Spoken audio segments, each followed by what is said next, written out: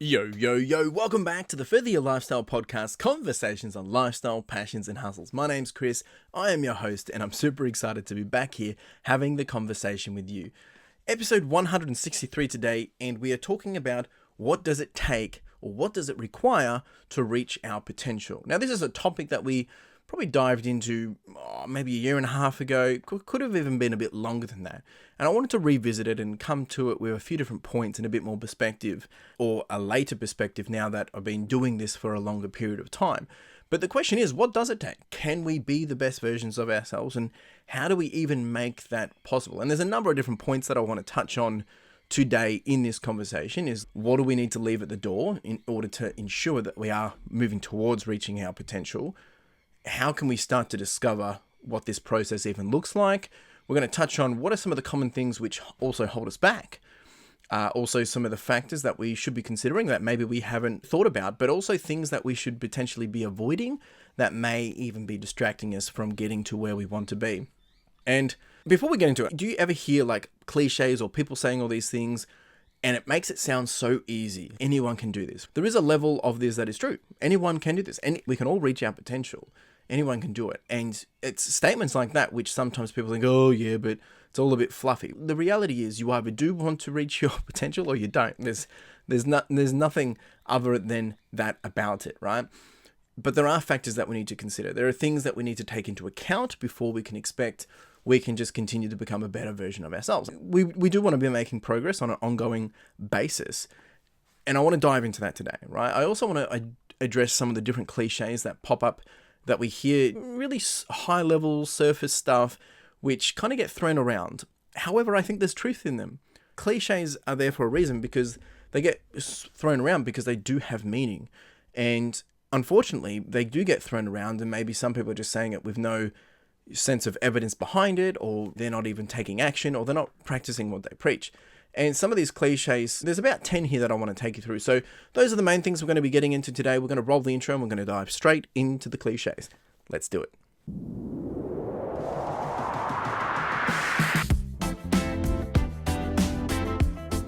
So cliche number one is sky's the limit. And look, this is just thrown around to the sense of we can use it to suggest that there are no limits that one can achieve, emphasizing that we may have that limitless potential to be whoever we want to be. Look, and that's great, but I don't think we're all going to be Elon Musk. If we all want to be Elon Musk, there's nothing stopping us from being like Elon Musk other than there is no one else like Elon Musk as an individual. We are unique to ourselves. So the sky's the limit to the factor that we need to take into account of who we are and our styles of progression and the things that we enjoy doing, right? Are you interested in building Tesla? Are you interested in building all his different other products? Probably not. You might be interested in his cool products because they just change your life, or they're just unique, or it's a new tech trend. But the reality is, to be like him, you'd have to be him.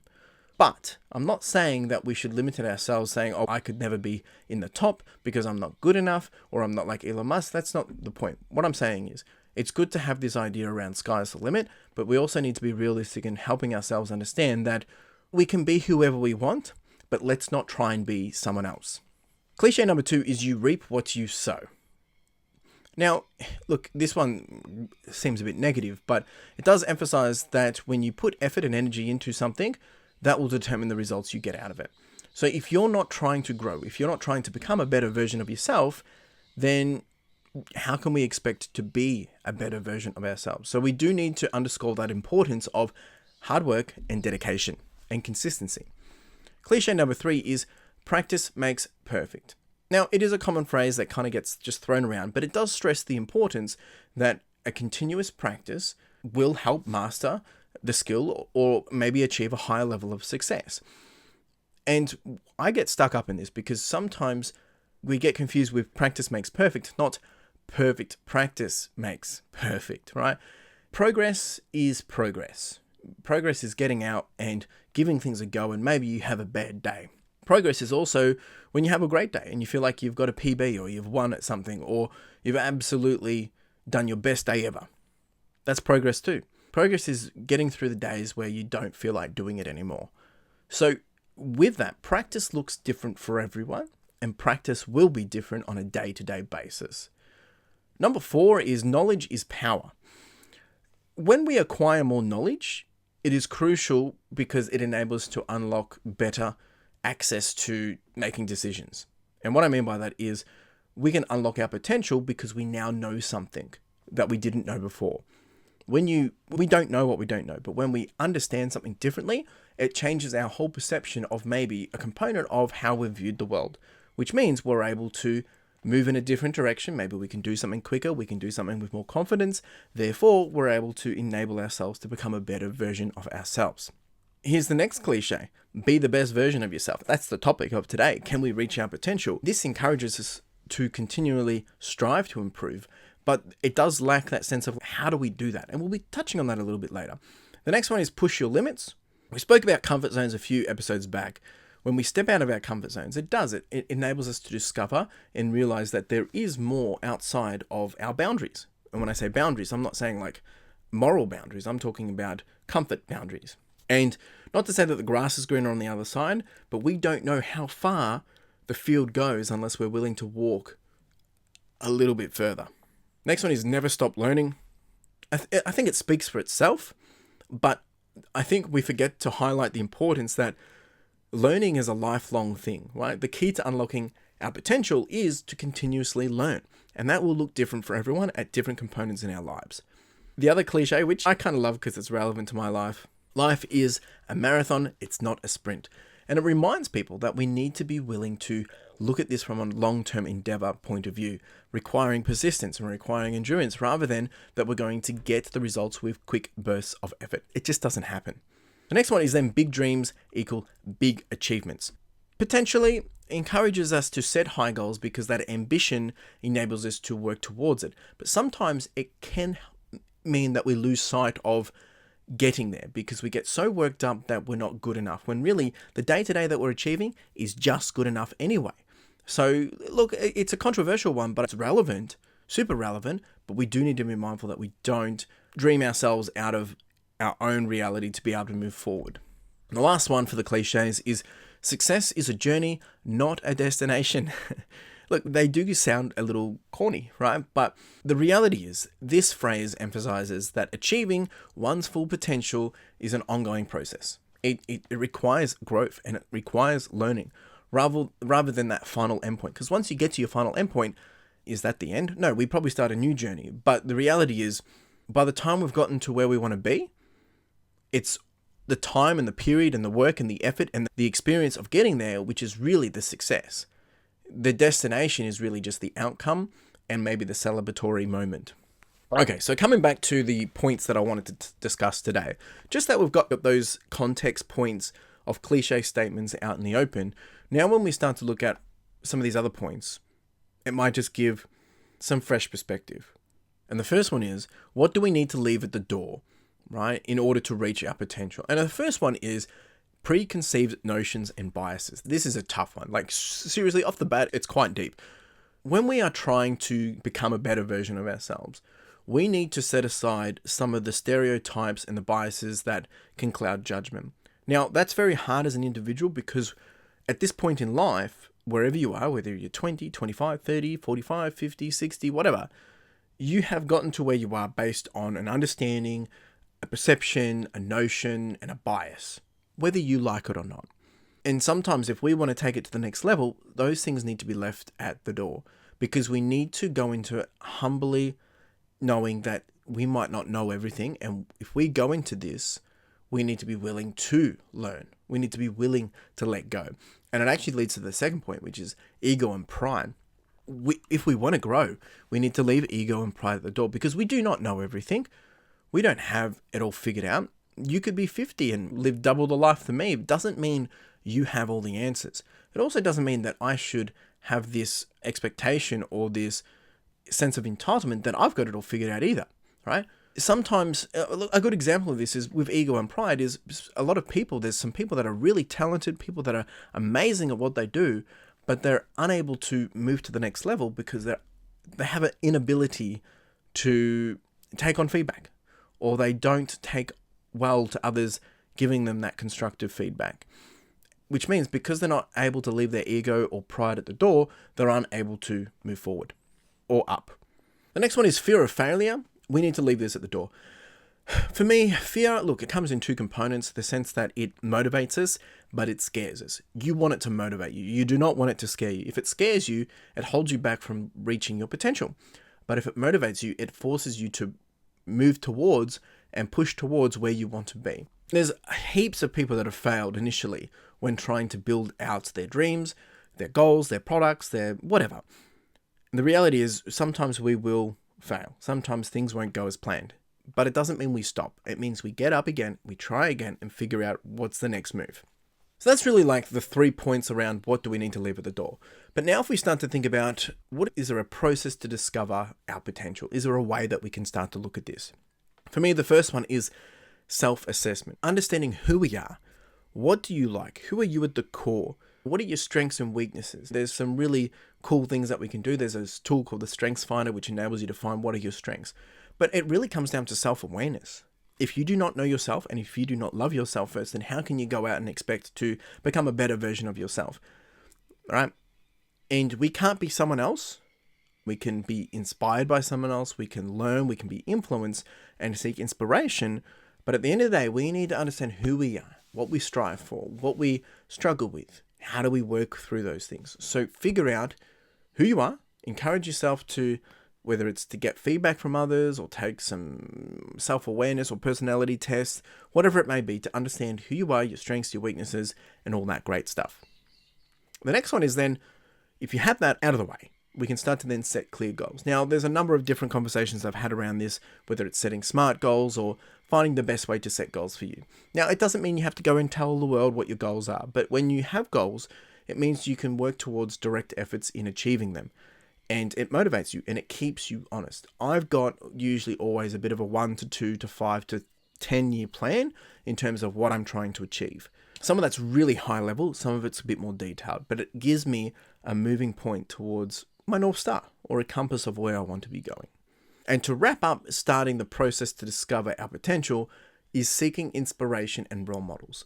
Having people around you and that surround you that are supporting who you are, where you want to be going, your achievements, and it's going to help you rise to that potential because you can't have people bringing you down. And I'm not saying you don't want people that are just telling you things for the sake of telling you things that you want to hear. You do need people telling you things that you need to hear, but let's have a positive bunch of folk that are enabling you to move forward. Now, what are some of the common things that do hold us back? I think the first one is comfort zone. This is very straightforward to the sense that we know this. We know when we are avoiding stepping out of our comfort zone. You know it. You can think of about right now. But when we take risks, when we step out, we can release ourselves to becoming a better version of ourselves. I've been doing this in the last 6 months, really pushing into some different areas of maybe not doing what I normally did. And I've seen some amazing growth. This is more so in the business. So we do need to be willing to take that change for the better. The next one is procrastination and a lack of discipline. Two different things. Discipline sometimes just means because we're lazy, but procrastination, our mind goes somewhere else and we put off. And it's usually because we're not comfortable with getting uncomfortable with what we need to do to get to that next level. It's like trying to learn to drive a car. It's scary at first, but then it's, whatever. It's very easy to do. Or riding a bicycle. Now, if you haven't done those things yet, I challenge you. Maybe it's time. To manage the lack of discipline, it's about putting in boundaries or tools or things that you can do to enable you to stay on topic or on task. The other one that holds us back dearly is negative social circles. The Debbie Downers. And look, I don't mean to say that in a rude way, but you need to make sure you understand and highlight what does your social environment look like. How are you being motivated and how are you being complemented with your ambitions? I encourage you to make sure you're forming connections with like-minded peers or friends or people that are going to encourage and give you that positive effect towards where you want to be going. A negative social circle is never going to help that. What about some of the factors we need to consider? I think one that's really important is physical and mental health when it comes to becoming a better version of ourselves. Because if you're just wanting to, look, I think potentially a lot of the time as a cliche, we say, I'm trying to be the best version of myself, which means you're able to have a better lifestyle, which probably comes down to making more money. But the reality is, to be a better version of yourselves, we need to be looking at all components of our life. Mental health especially, physical health, it might be your romance life, it might be your spiritual life, it may be what you believe in, it may be your relationships, all these different things. Having those things right is going to enable you to have professional success. And for me, that's why I love to do the running. That's why I love to do the different things or have things in routine that are enabling me to clear my head, to stay active, to stay fresh, just spending time with my loved ones and family. Because all those different things are going to enable and move you into a position that you are going to become your best self. The other one is continuous learning and adaptability. We spoke about this before. If you're not learning, if you're not pushing yourself outside of your comfort zone, if you're not trying to learn new things, taking on new resources, reading new books, whatever, then you will lack the ability to continue to become the best version of yourself. The other one that we need to consider is work-life balance. Having that balance between personal development, professional development, and also having the downtime in between. Because if you don't have these things, you will burn out. I know, I've been there firsthand, and that's why I finally decided to take the step and build this lifestyle of my own, right? Further Your Lifestyle, the podcast, my eBay business, selling online, and my business where now I actually have 2 staff, and to be able to go into that, it's my little baby, it's my thing, it's something that I've created. But at the same time, I have all this balance of other things that I'm doing, and it enables me to continue to strive forward because I'm not getting burnt out. Whereas when I was working for someone else, that was very hard to manage.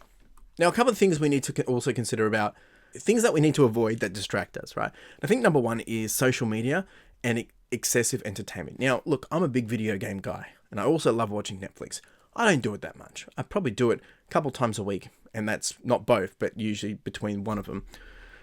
And a lot of the time I'm doing it with Carla. But social media is a big one where we can get stuck and just get doom scrolling. Find ways or put in tools or systems or things in place to enable you to put those dangers away. They're not dangerous in the sense of they're going to end all your ability to do anything, but they do become a huge distraction. Now, if you want to get to where you want to be, block out time for that for a different time. Don't do it when you're trying to move forward. Speaking to myself here. Multitasking, it's very hard to be able to do multiple things and be productive. You're better off just, if something else is on your mind and it's top of mind, go deal with that before you come back and try and achieve the thing that you're not doing. It just doesn't make sense. There's a number of different books that talk about this, and I would encourage you to go find resources that are going to work for you. It's not going to work for everyone exactly the same, but at the end of the day, it really comes down to encouraging yourself to have some of those deep work sessions so you can do single task focused efforts for those longer periods of time. The other one, which I was a big struggle with this, is saying yes too often. We need to have boundaries in our lives, whether it's personal, professional, business, whatever, and know how to say no and be comfortable with that. And do not align yourself to other people's goals if they're not relevant to your own. You don't owe anyone anything in the sense of you need to be doing this for them when they want. You're welcome to help other people. You're welcome to be part of other people's journeys, but don't do it at the expense of your own. So there you go. That's us. That is how we can find the ways to reach our potential. And there's a lot in this. I personally like the cliches. Diving into those cliches helps me realize that some of these things that people say all the time, yeah, they're a bit fluffy, but there is a lot of meat to it. But I think at the end of the day, it really comes down to, if you want to be a better version of yourself, you really just need to be the one to take control. Put the things in place that are going to enable you to make that happen. You can't be expecting to be better off in a year's time if you're not doing anything different to what you're doing today. Or if you've got people that are influencing you in the wrong way, or if you've got your head stuck in distractions, it's just not going to happen. So build a plan, set in motion, start today. Take action today of how you're going to be a better version next week, by next month, by next year. How long is the process going to take? What is the process going to look like? And what is the outcome going to look like as well? Who do you want to be in a year's time? I'm going to leave it there. If you do have any questions, comments, chuck them down below. Otherwise, you can reach out and connect with me. If you enjoyed this, I would encourage you to please reach out, have a conversation with someone, and you can have a conversation with me. Let's do that again. And please, if you did enjoy this, please send this to someone else, right? If you think they'll resonate with it, if you think that it's going to be something which maybe they need to hear it, or maybe you need a support partner and you want to do this with them, send it to them, share it with them, and tell them why, and let them know. And if you do, that would mean the absolute world to me, because it does help the podcast grow, and it does help this channel grow as well. So appreciate you being here. You have a wonderful day. Cheers.